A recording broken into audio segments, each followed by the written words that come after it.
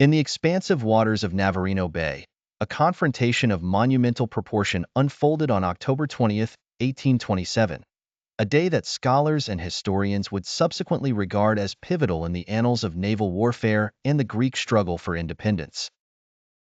This decisive engagement pitted an Allied fleet composed of British, French, and Russian vessels against the formidable armada of the Ottoman Empire and its Egyptian allies.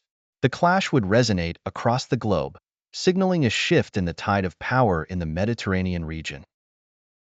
The Greek War of Independence, initiated in 1821, had seen the resolute ambitions of Greek revolutionaries bent on extricating themselves from centuries of Ottoman subjugation.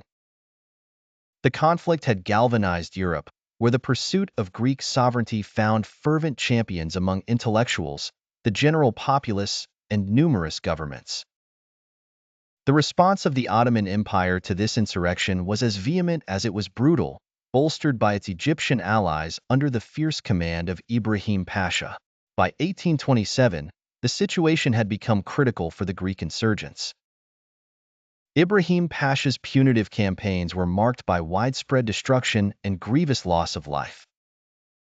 The dire straits of the Greek revolutionaries elicited a concerted response from the United Kingdom, France, and Russia, who sought both to protect their geopolitical interests and to stem the bloodshed.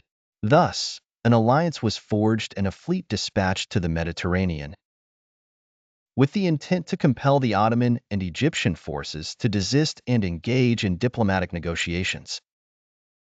Commanding this coalition of naval might was British Admiral Sir Edward Codrington.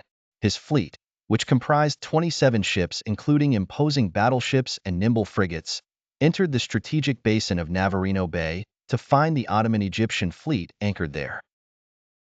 The opposition boasted a considerably larger flotilla of 78 ships, a mix of menacing warships and essential transport vessels, poised like a dormant leviathan.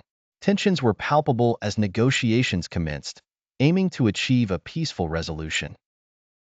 However, these parleys foundered against the intransigence of the Ottomans.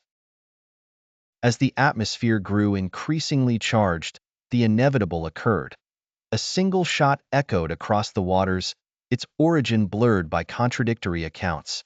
This solitary discharge was the spark that ignited full-scale hostilities. The ensuing battle was a maelstrom of cannon fire and clashing vessels.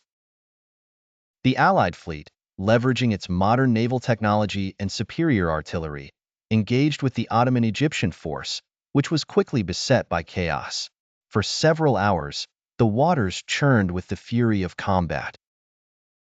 By the end of the cataclysmic encounter, the Ottoman-Egyptian fleet lay in tatters.